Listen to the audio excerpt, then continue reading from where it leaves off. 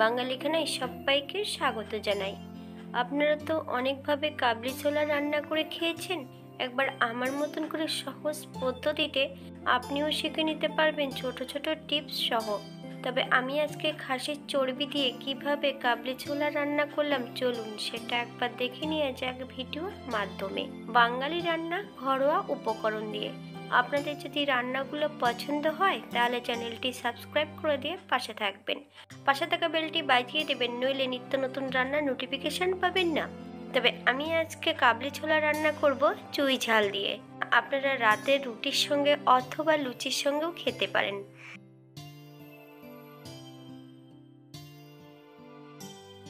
এখানে আমি 200 গ্রাম কাবলি ছোলা 6 ঘন্টা আগে ভিজিয়ে রেখেছি। আপনারা যদি রাতে ভিজিয়ে রাখেন সারা রাত তাহলেও হবে। এই পর্যায়ে আমি কাবলি ছোলার থেকে সম্পূর্ণ জল ঝরিয়ে একটা প্রেসার কুকারে অ্যাড করব। 1 কাপ জল। কাবলি ছোলার থেকে সামান্য একটু জলটা বেশি দিতে হবে। 1 চামচ লবণ। একটা হুইসেল দিয়ে নেব। 10 মিনিটের জন্য স্ট্যান্ডিং টাইম দেব প্রেসার কুকারে। 10 মিনিট পর কাবলি ছোলাগুলো কিন্তু সেদ্ধ হয়ে গেছে।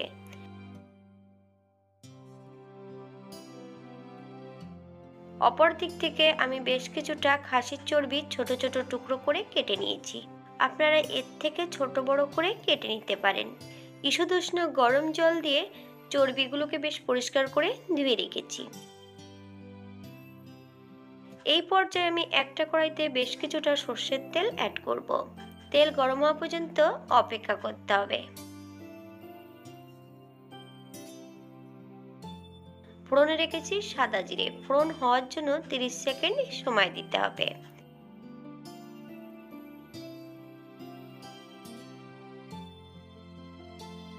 এই পর্যায়ে অ্যাড করব মিডিয়াম সাইজের 2টো পেঁয়াজ, বেশ সরু সরু করে কেটে অ্যাড করব। আপনারা এর থেকে পেঁয়াজ কম বেশি করে নিতে পারেন।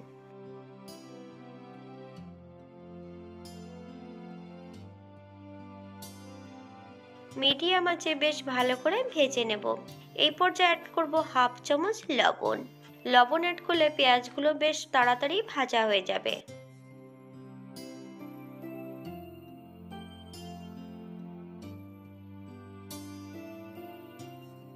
এই পর্যায়ে অ্যাড করব 1 চামচ রসুন বাটা। আমি কিন্তু রসুনটা 80% বেটে নিয়েছি, মিহি করে বাটিনি।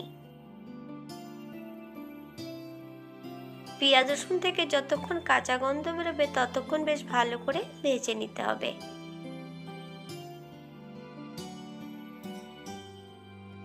এই পর্যায়ে অ্যাড করব মিডিয়াম সাইজের 2টো আলু ছোট ছোট টুকরো করে কেটে অ্যাড করেছি। আপনারা আলুটা সেদ্ধ করেও অ্যাড করতে পারেন। মিডিয়াম আঁচে আলু ও পেঁয়াজ রসুন দিয়ে বেশ ভালো করে ভেজে নিতে হবে।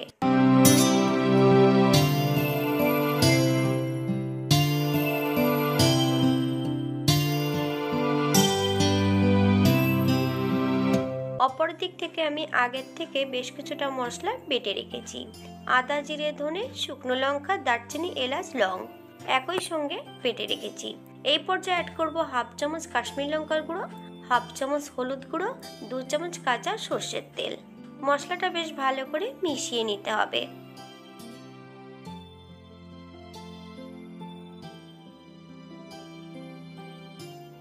আলু ভাজার এই পর্যায়ে সম্পূর্ণ মশলার মিশ্রণটা অ্যাড করব। মিডিয়াম আঁচে 5 থেকে 7 মিনিটের মতন বেশ ভালো করে ভেজে নিতে হবে। তবে মশলা যত বেশি ভাজা ভালো হবে, তরকারির স্বাদ কিন্তু দ্বিগুণ বেড়ে যাবে।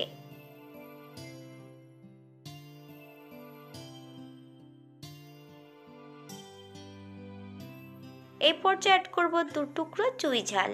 আপনারা যদি পছন্দ করেন তাহলে পরিমাণে বাড়িয়ে দিতে পারেন। যাদের ঘরে চুই ঝাল নেই তারা অবশ্যই গোটা গোলমরিচ থেতো করে অ্যাড করতে পারেন।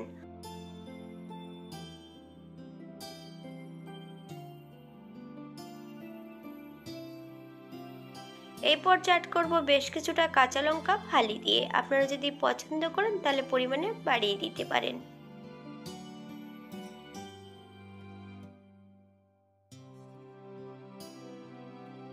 মশলা দেওয়া বাটি থেকে বেশ কিছুটা জল অ্যাড করব। মিডিয়াম আঁচে মশলা ও আলু সহ বেশ ভালো করে কষিয়ে নিতে হবে। অথবা মশলা থেকে যতক্ষণ তেল না ছাড়বে ততক্ষণ বেশ মশলাটা ভালো করে কষিয়ে নেব।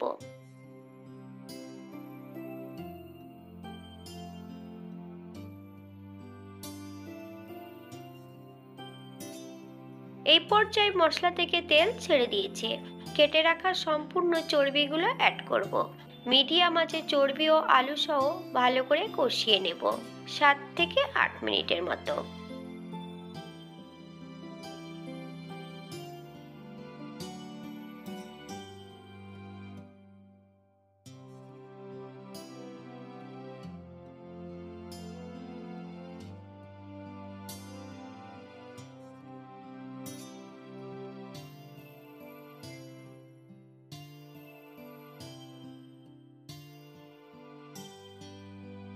আপনারা যদি টমেটো পছন্দ করেন তাহলে এই পর্যায়ে অ্যাড করতে পারেন।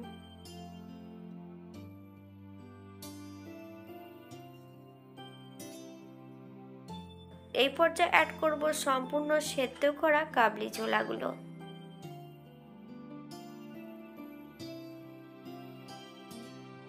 হাই ফ্লেমে 5 থেকে 7 মিনিটের মতন বেশ ভালো করে মশলা সহ কষিয়ে নেব। আপনারা একবার স্ক্রিন থেকে ফলো করবেন।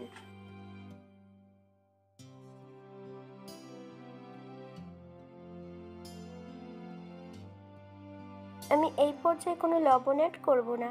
আমি সেদ্ধ করার সময় লবণটা অ্যাড করে নিয়েছিলাম। আপনারা স্বাদ অনুসারে লবণটা অ্যাড করবেন।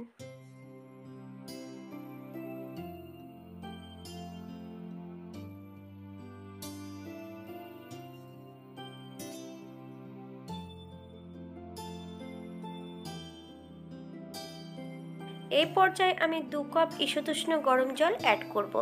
আপনাদের যতটা গ্রেভির প্রয়োজন আপনারা ততটা জল অ্যাড করতে পারেন। হালকা হাতে নেড়েচেড়ে সেট করে দিতে হবে।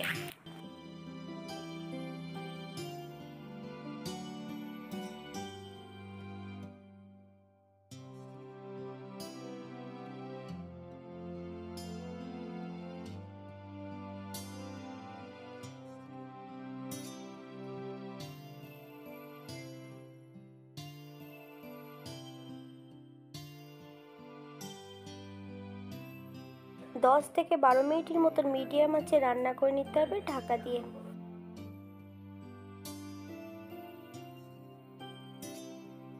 দশ মিনিট পর এই পর্যায়ে বেশ কিছুটা রান্না আলু আর চুই ঝালটা হালকা হাতা দিয়ে চেপে অ্যাড করব।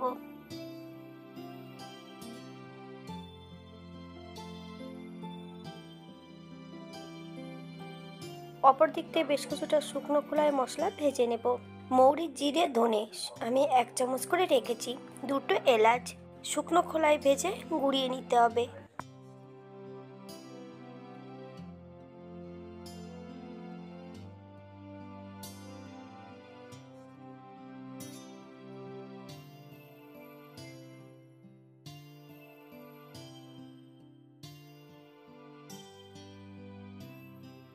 এই পর্যায়ে 1 চামচ চিনি অ্যাড করব। আপনারা স্বাদ অনুসারে নুন চিনিটা অ্যাড করবেন। চিনি অ্যাড করার পর 4 থেকে 5 মিনিটের মতো মিডিয়াম আঁচে রান্না করে নিতে হবে, যাতে চিনির কাঁচা গন্ধটা না থাকে।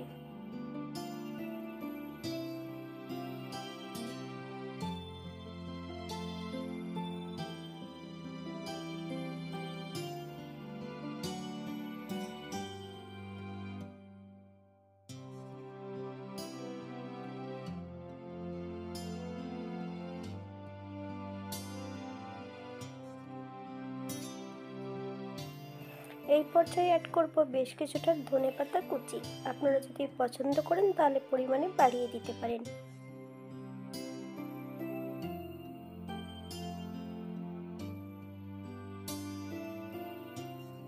শুকনো খোলায় ভেজে নেওয়া মশলাটার অর্ধেকটা মশলা নিয়ে এই পর্যায়ে অ্যাড করব।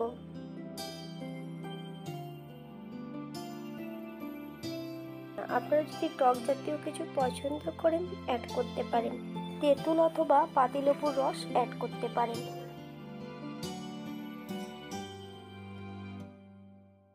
গ্যাসের ফ্লেমটা অফ করে দেব।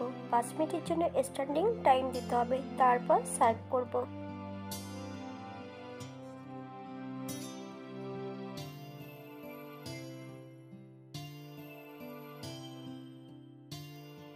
এটা দেখতে যেমন ভারী সুন্দর হয়েছে, এটা রুটি, পরোটা সবকিছুর সঙ্গে অসম্ভব ভালো লাগবে। আপনারা বাড়িতে একবার একই পদ্ধতিতে বানিয়ে নেবেন। আপনারা যদি রান্নার শেষ পর্যায়ে গরম মশলাগুলো পছন্দ করেন তাহলে অ্যাড করতে পারেন।